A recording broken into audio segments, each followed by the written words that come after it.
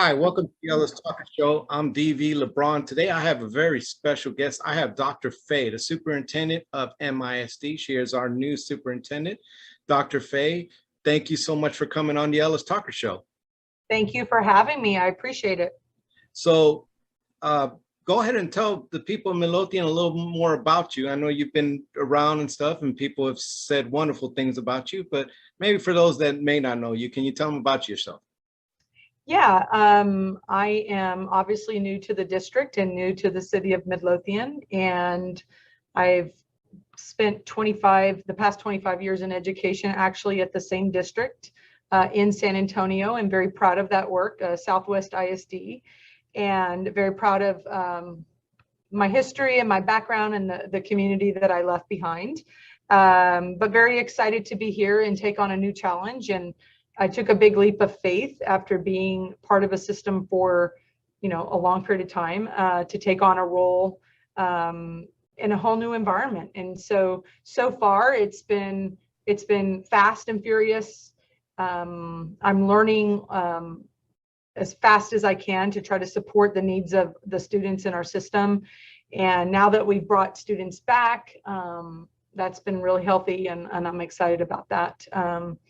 Other than my past work, experience, I am a proud graduate of SMU, Go Ponies, and was very lucky to get a full scholarship to attend to throw the shot put, and very happy that my daughters are somewhat following in my footsteps.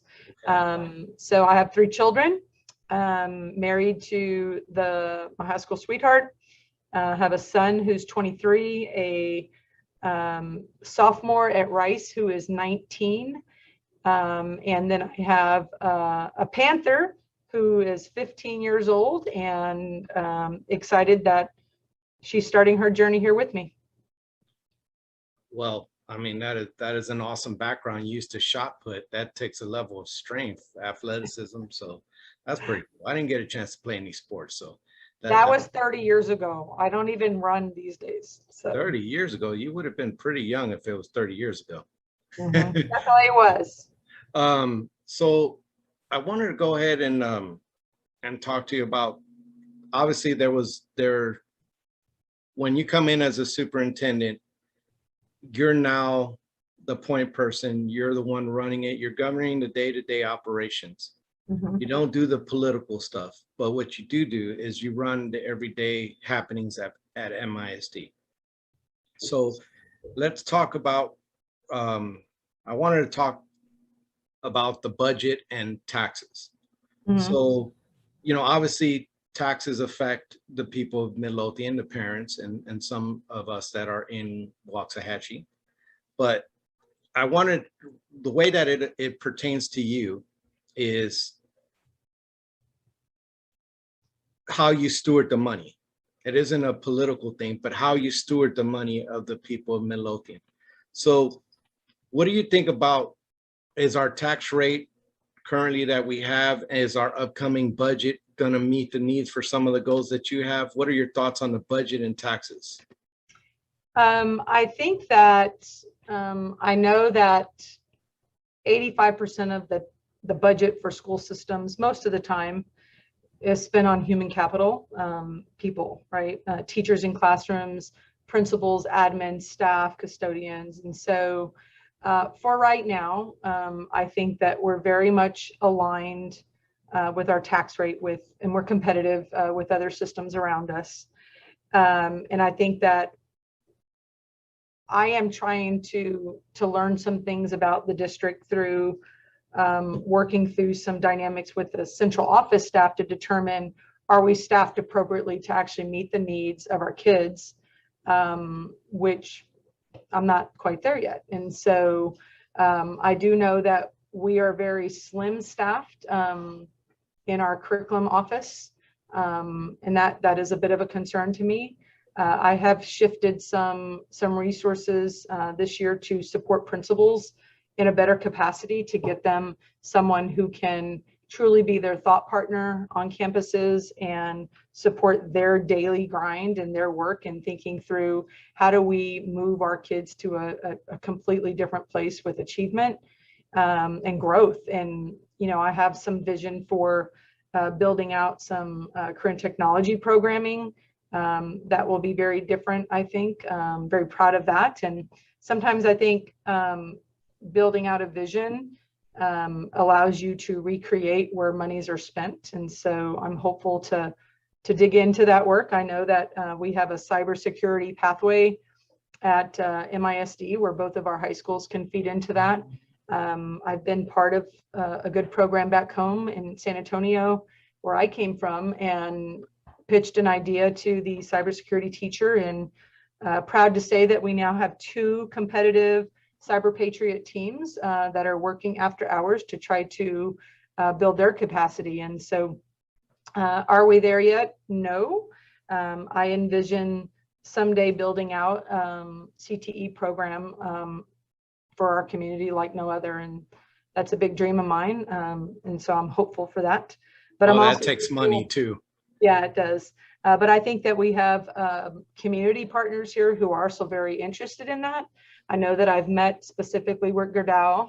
I've met with some of the economic development called Kinnetetter, and he has been able to put me into locations with business industry to hear the needs. And so, but I think we're about a year out from even kind of thinking through what that might look like as I just tried to learn the new community, the system that we have, and trying to figure out if that's the system that can drive us towards excellence. And so I'm excited about that, but it is definitely a different kind of work. And so, but I think as far as the tax rate and being the steward of the people's money, I am very conservative in my own household, but I try not to spend money that we don't have to on things that are frivolous. And so I would love to have exciting things happening. I know that I have spoken with a few community partners about the possibility of building out our own electric car to compete this year, and maybe someday doing some things that we did back in San Antonio with building airplanes and getting kids their pilot license, things like that. And so lots of districts around us do incredible work. We could do that too with our children. And I think that we have enough free thinking right now. I'm allowing space for my staff to really think freely about how could we make change here. And so we'll see where that takes us. But I also have curiosity about how do we increase the number of students who are AP scholars in our system. There's a real need and a real appetite for that in our community as well.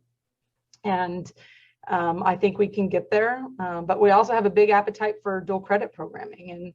And I think that serves, the needs of some students. And, so I want it all for our kids. And so I'm excited about being here and hopefully spending enough time to actually get us to a place where we have viable options for all student populations. So financially, you think you're getting the support you need to try to implement some of the things you were talking about?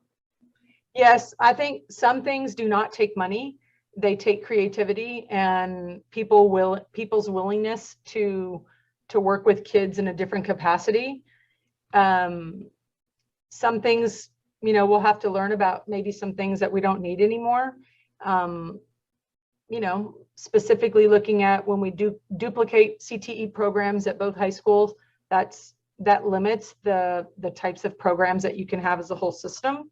And the possibility of creating specialization at each high school would be, I'm curious about that. And I think that we can do that here. It takes a little bit of thinking around not how do we staff so much as how do we align flexibility for students to attend out of their attendance zone and things like that. So I could understand that. Like some schools that are maybe teaching HVAC and maybe some that have a mechanic shop and being able to go on one to the other.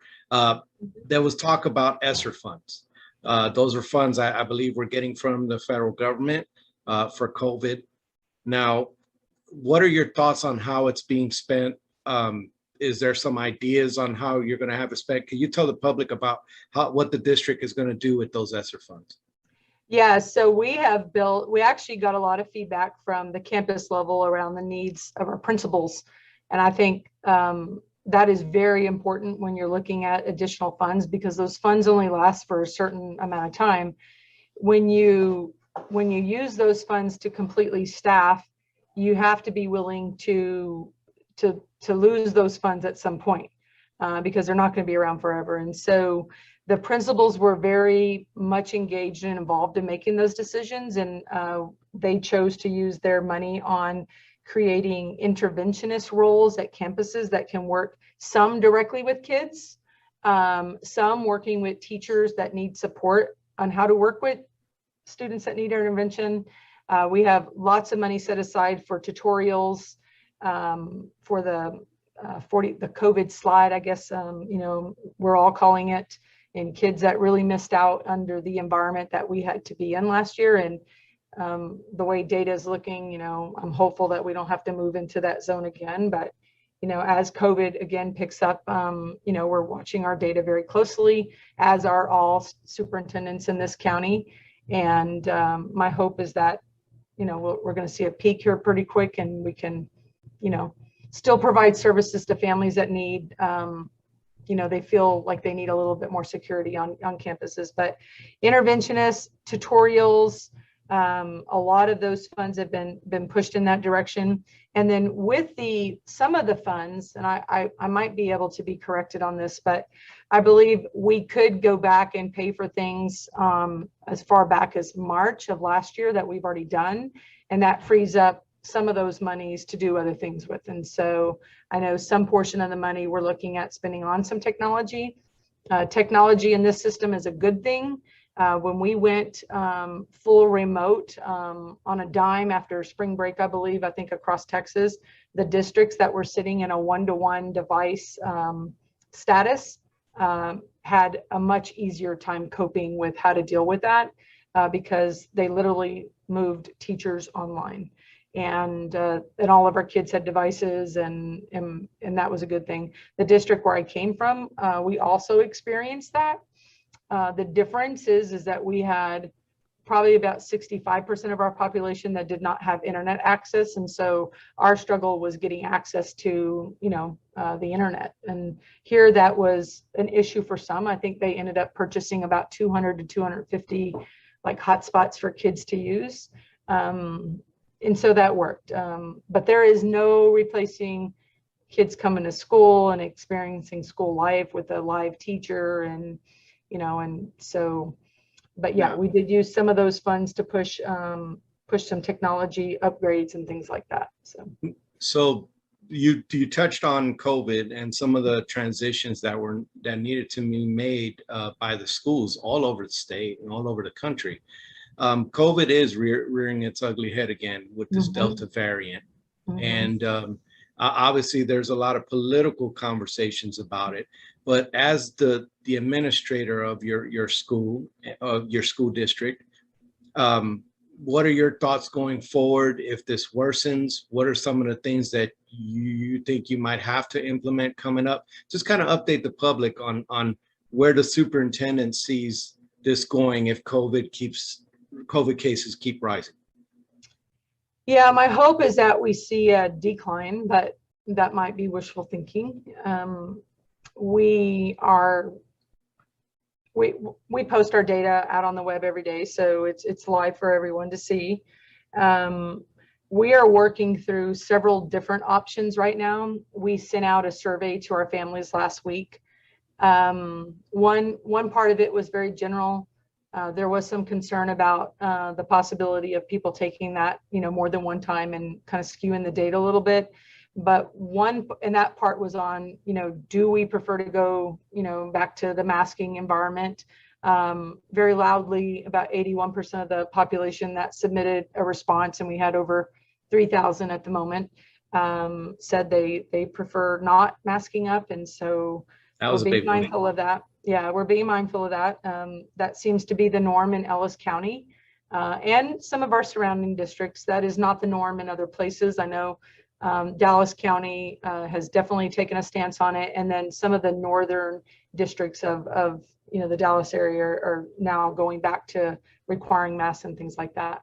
While that's not something I want, depending on data and the feedback that we get from our community, it may be a direction that we want to go. But in the meantime, what we are doing is we're looking at different scenarios of parents that really, they're sending their children to school, but they're really worried about their child getting COVID because of our protocols.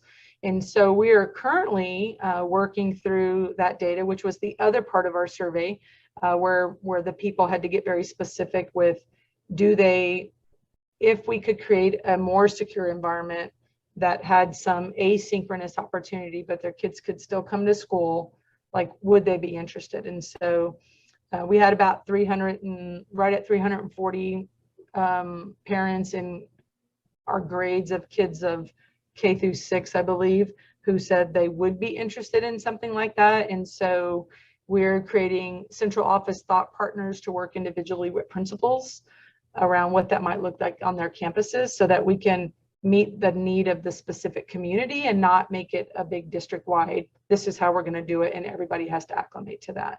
We're also hoping to push out our plan for remote instruction, which is very different than virtual learning last year, where teachers were expected to do virtual teaching along with teaching kids face-to-face at the same time.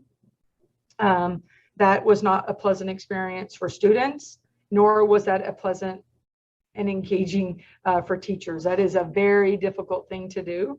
And so the state is now giving us the opportunity to create something called the remote instruction environment, which is for any student who has COVID and who has been exposed. They have indicated that each student would be allowed up to 20 days, not consecutive, to do a remote instruction environment. And they've given some flexibility to the districts to create space for funding of that. So it would look like if you're in the elementary campuses and we created a remote instruction environment and you had to log on, for 1 hour with a teacher live, and then you could do your other stuff, they call it asynchronous, meaning you just do it online, then you could potentially get funding for that student even though they were not in school. And that's been the biggest difference, I think, from last year to this year, is the state is not funding the virtual environment anymore. And that creates problems because we base our budgets on students coming to school at certain percentages, and if they're not coming, and some districts have used their ESSER funds to support that. We didn't take that stance at the time, but we are using some of the tutorial funds possibly to create this environment so that we are having our own teachers work with kids in that environment instead of just letting it be whoever, because the state did not put any parameters on who could teach in those environments. Literally, we could have had anybody. And so we're pushing out surveys on staff on who would be interested in teaching in a remote or kind of environment like that. It would be after school, so that we would have and we'll push out the plan at some point, but like a 5 o'clock would be math for anybody that had been exposed or had COVID.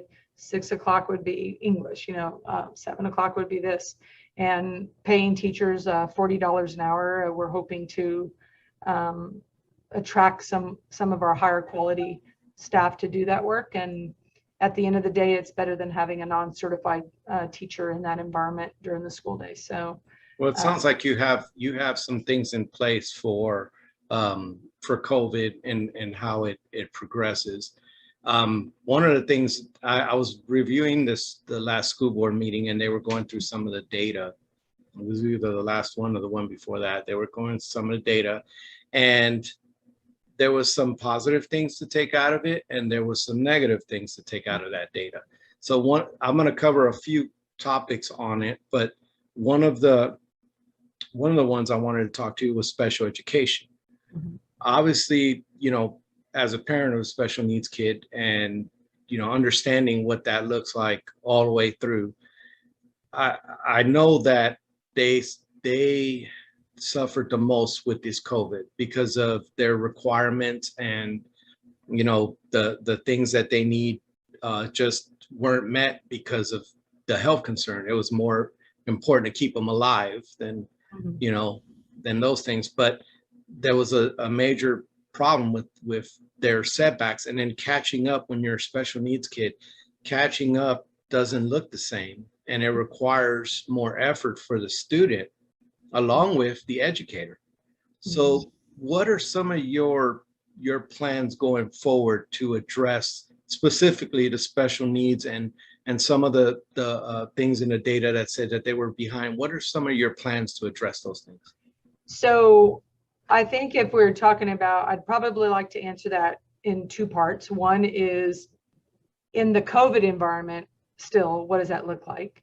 And given the nature of the restrictions the state is putting on us, that creates a whole new problem for not only all kids, but specifically for special students that are in the special needs program.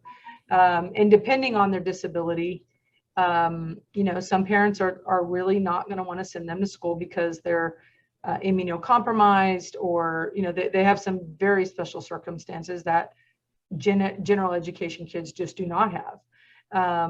And so in the COVID environment, I'm not so sure that it looks so different than what it did last year, other than some parents are opting to send their kids to school with a mask and are requesting, plexiglass and things like that.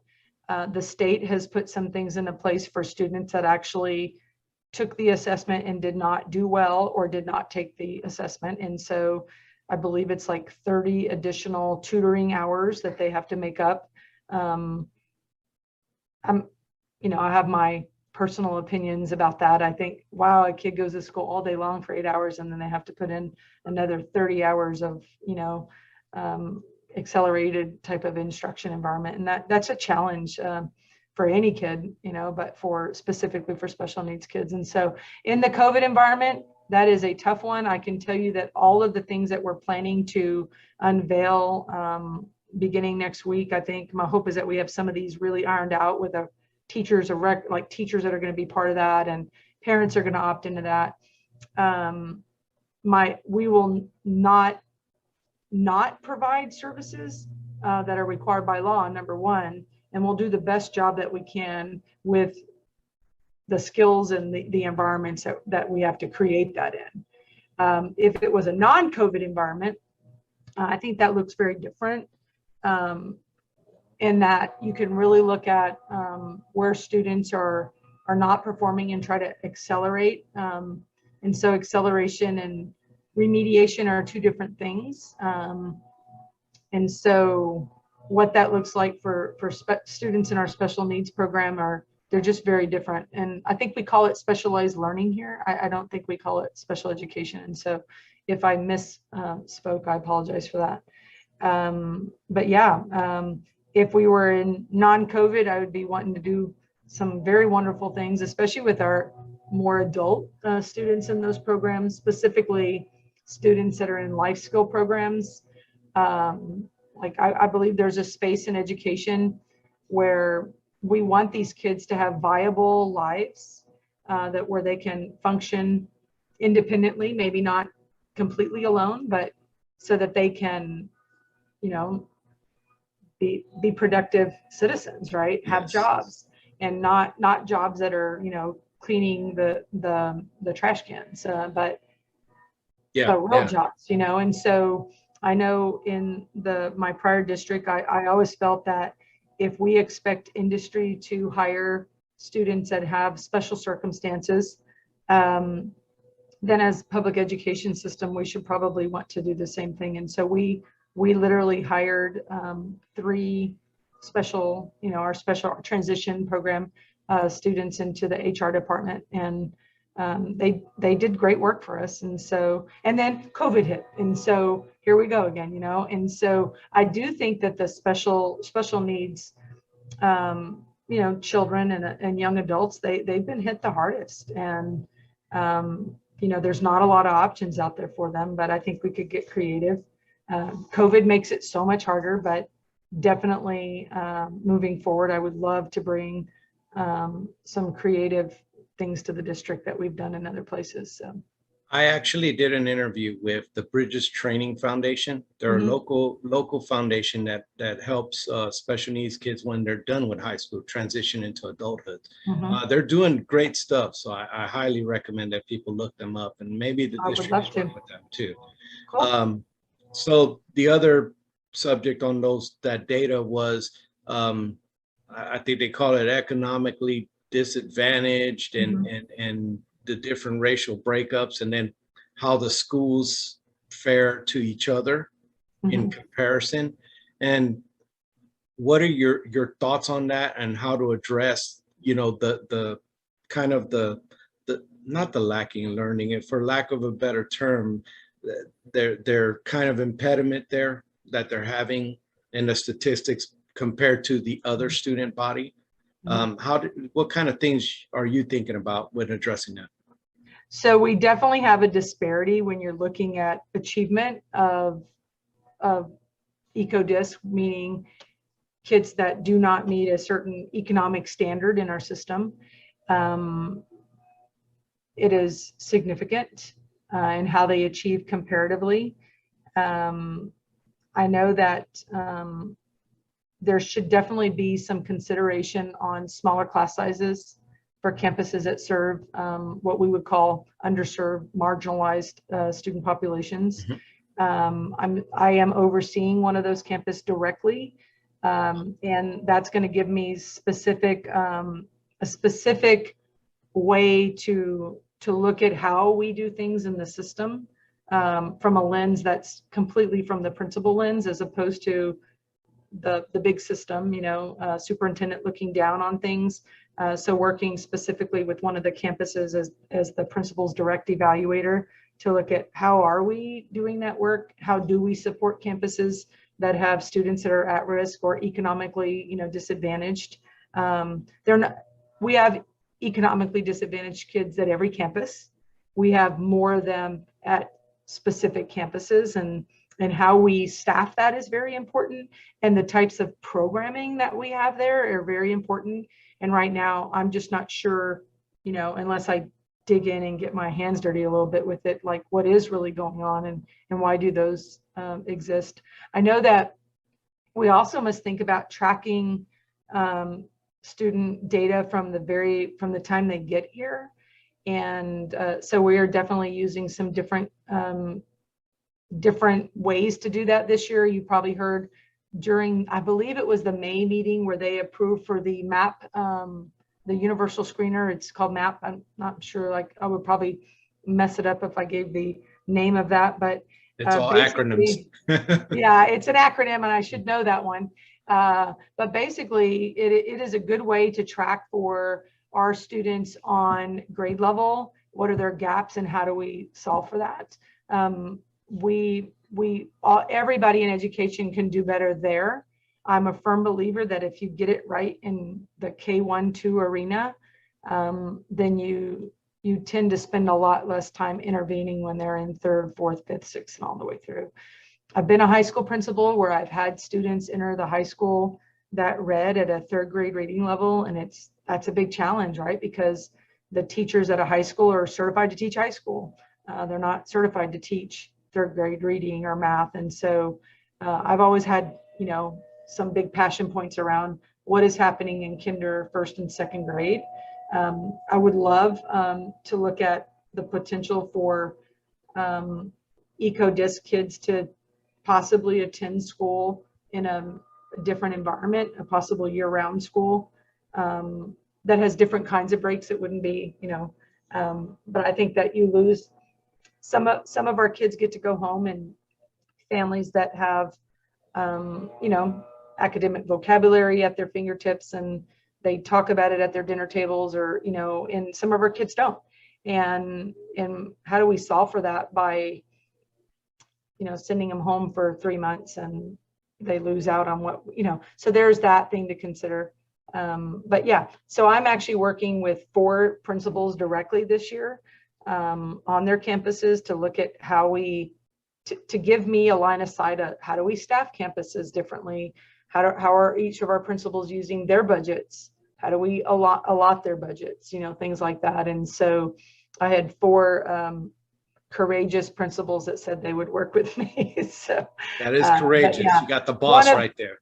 Yeah, one of them is actually the campus that serves the most, the campuses that serve a lot of at-risk kids, and it serves a population that I'm familiar with because I've spent 26 years serving that type of population. And so I'm excited to dig into that and what does that look like. And we were at the campus on the first day there, and it was so heartwarming to see parents who were so excited to have their kids have access back to our buildings and be able to walk in, and and because they depend on us, and that's a good place to be. It's a huge responsibility, and I'm excited to partner with that campus to do great work.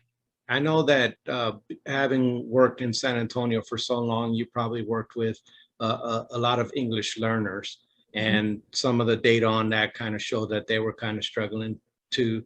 So it sounds like you got some good plans going there. So I wanted to go into as far as vocational education. Vocational education provided a pretty good living for me and many others. It seems the trades are graying. There's not enough young people coming into the trades, and they pay very well, and you do very well in life in them. So I heard you mention some things earlier.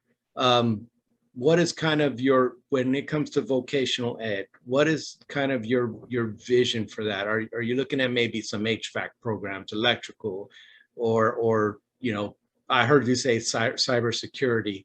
What are some of your goals on that? So there's definitely an appetite with our industry in this area to build out programming around, I'm not calling it vocational ed, I call it career technology programs. But there's a need for welders. There is a need for HVAC certified, technicians. There's a need for electricians. And then we all know that when we had Snowmageddon, there was a need for plumbers, right? And so there is definitely a big void from my understanding currently. And I've met with a few of our industry leaders in the city. And I think there's a place for that. And I think there's kids that probably would enjoy that a lot more than taking, 75 hours of English lit or something. But there's definitely a void in our community. I know that we used to be served with our partnership with Waxahachie with cosmetology and with our auto mechanics.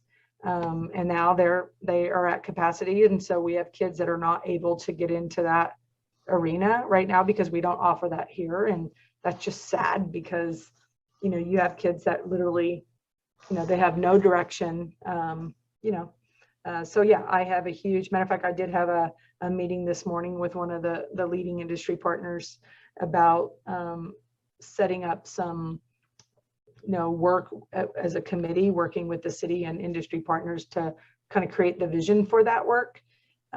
Because what the industry needs is what we need to create. I'm also not I don't want to sell out kids to the labor force a lot. I want them to be able to have a functional life and be committed and have a skill set that can earn them a good living. And for some kids that will be, going off to Harvard or Texas A&M or UT. I have to say that because I'll get in trouble if I don't. Yeah. But for some kids that's not, and for some students, they really enjoy, being on the farm with their parents or welding with their dad or mom, whatever that looks like. And I'm coming from a place where when the state of Texas went to the 4x4, they called it, where they had 4 years of math and 4 years of science was a requirement. The board of trustees in San Antonio that I work for, they actually did not get rid of one career and technology program.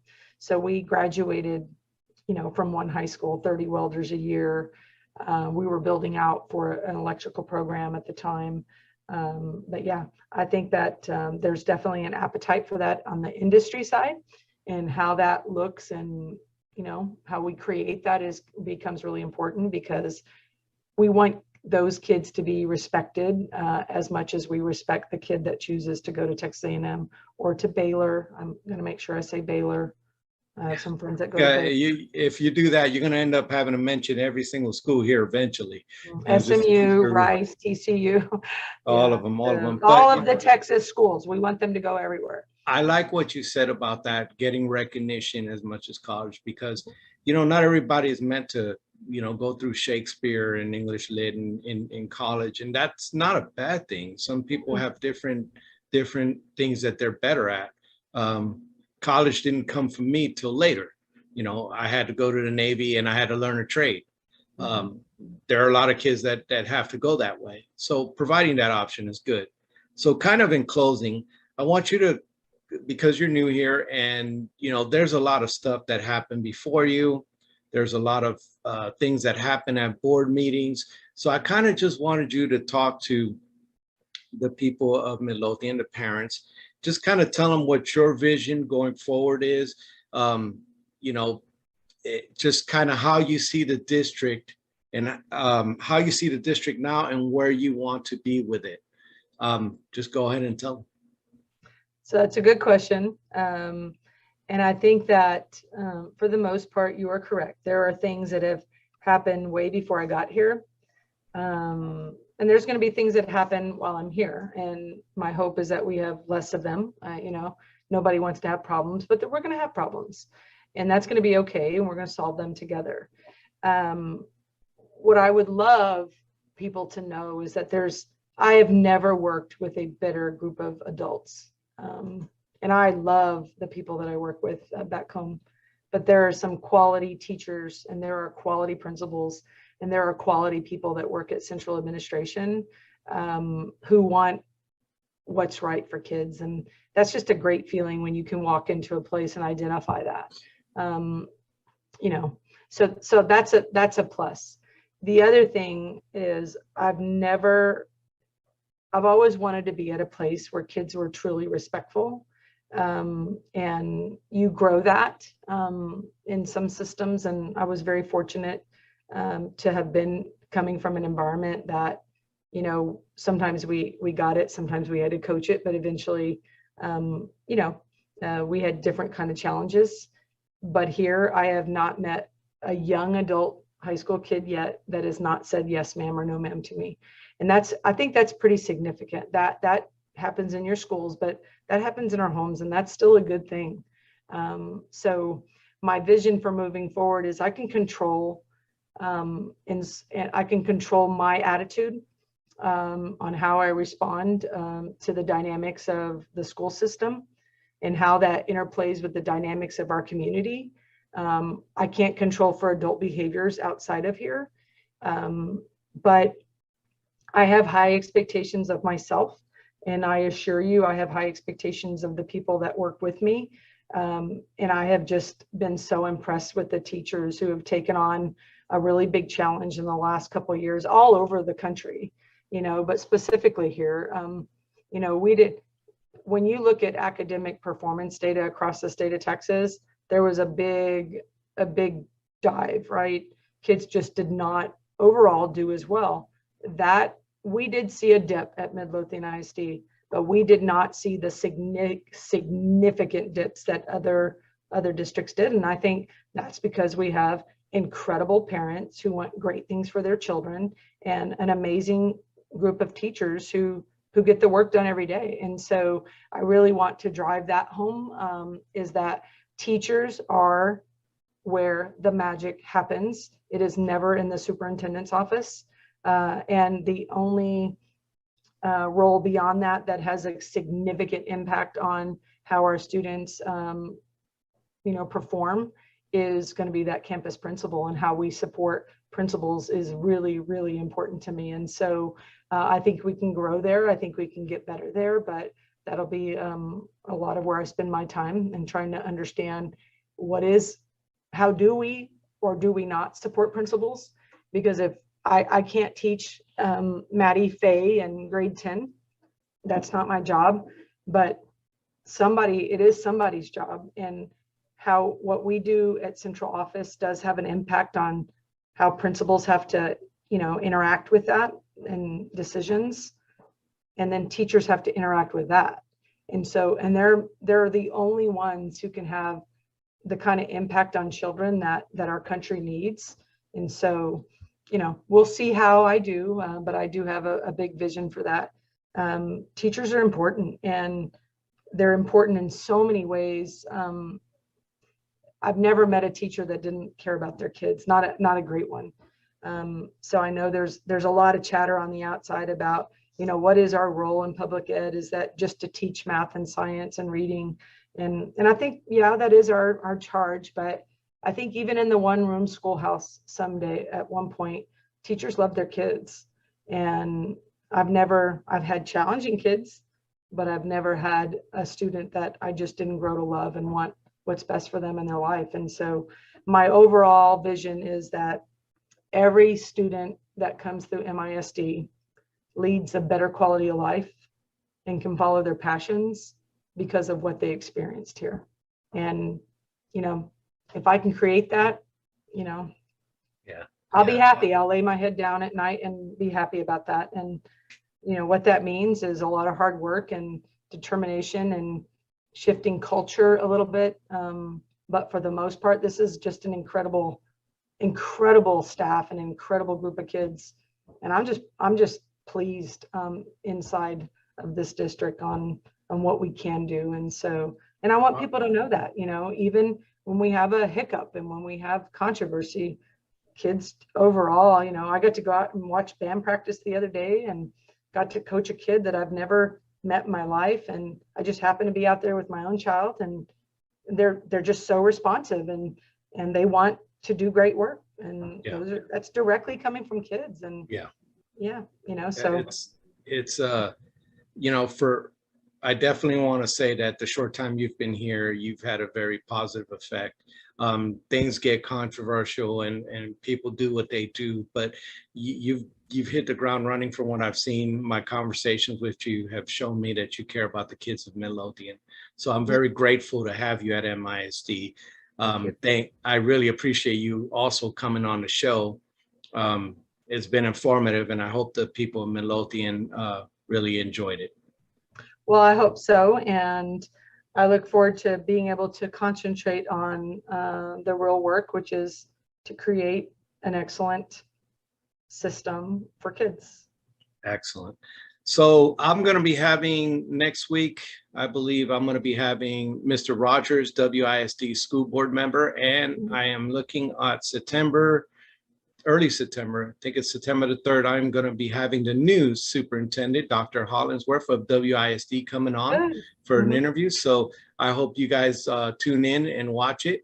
Again, Dr. Faye, thank you so much for coming on. I really appreciate it. Thank you, and good luck to you and your show. And I hope you get to interview me again someday.